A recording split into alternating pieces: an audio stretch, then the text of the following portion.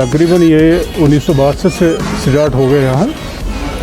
Actually यहाँ ये जो जितने भी दुकानदार यहाँ पर इस वक्त रन कर रहे हैं, ये सब लोग गरीब तबके से ताल्लुक़ रखते हैं।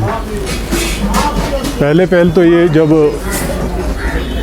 1962 से पहले इनमें कुछ लोग किसी दुकान पर काम करते थे।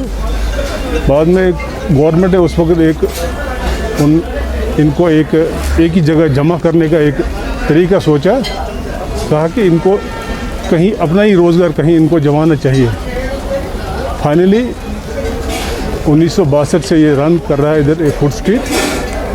तो ज़्यादातर यहाँ पर सिर्फ गरीब तबके के लोग ही इसको रन कर रहे हैं। तो तब से ये आहिस्ता आहिस्ता चल रहा। उस वक्त थोड़ा दुकान की शेप ऐसे नहीं थी, तो ये कुछ जो पुराने फटे होते थे उनका बना होता, टीन की जो चादरें हैं उनकी बनी हुई थी। अब थोड़ा सा ये फिर बाद में कंक्रीट हो गया। इसमें टूरिस्ट डिपार्टमेंट ने भी थोड़ा मदद करके तो थोड़ा दुकानों की शेप दे दी उनने। तब जाकर ये इस वक्त ढांचा जो है इनका, तो ये कहीं 10-15 साल पहले इनने टूरिस्ट डिपार्टमेंट ने इधर थोड़ा सा काम करके तो इनको थोड़ा सजाया संवारा, तो तब से ये इस पोजीशन में दुकानें हैं। तो तब से ये रन हो रहा है। तो एक्चुअली यहाँ पर ज़्यादा टूरिस्ट जो है गर्मियों में ज़्यादा आते हैं, समर में। तो यही जो कुछ वाक़ात जो हो गए उस हिसाब से थोड़ा टूरिस्ट का आना यहाँ बंद हो गया। अलबत्ता जो लोकल यहाँ पर हमारे कश्मीर के जो जितने भी है तो वो आते जाते हैं। करीबन मेरे ख्याल में दिन को करीबन ये 1000, 1500, 2000 के करीब आते रहते हैं यहाँ पर। फाइनेंशियली इफ़ेक्ट जो हो गया ये 0% पर आ गए यहाँ पर सब दुकानदार जितने भी यहाँ पर हमारे फूड स्ट्रीट के जो दुकानदार हैं, तो करीब ये 0% पर आए थे। उस वक्त दुकानें भी बंद थी, कारोबार भी बंद था, जिस वजह से टूरिस्ट का भी आना लामाल था।